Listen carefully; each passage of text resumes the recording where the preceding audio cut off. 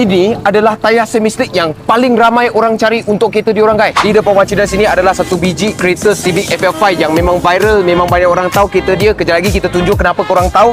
Tetapi tayar yang dia pakai ini adalah Bridgestone Potenza RE71 RS.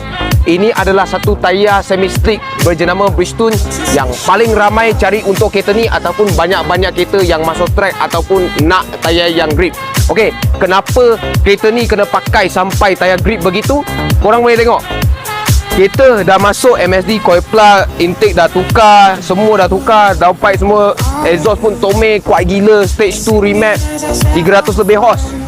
Kuat gila. Memang kena pakai tayar semi-slick yang sangat grip. Okey, untuk RE71 RS ini, dia bukan sahaja cukup grip sebab dia semi-slick, tetapi sidewall dia cukup keras. Kita handling semua memang sangat cun.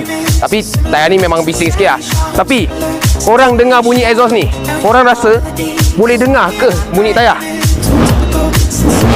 Oh, memang kau-kau gila bunyi macam ni. Okey, so kalau korang dah pakai exhaust macam ni, korang rasa tayar macam ni bising ke? Pada masa yang sama, dah pakai tayar performance ni, memang cutting dia cun-cun. Korang boleh nampak 265, 35, 18 memang petak gila atas rim Mugen original MFZN ini. Okey, so memang sangat cantik pigment dia juga. Kita boleh nampak cun-cun dengan fender, depan belakang semua sangat cun. Dia dah masuk spring RSA juga, memang sangat cun lah pigment dia. Dah banyak kali kita cakap cun, memang cun gila kereta ni.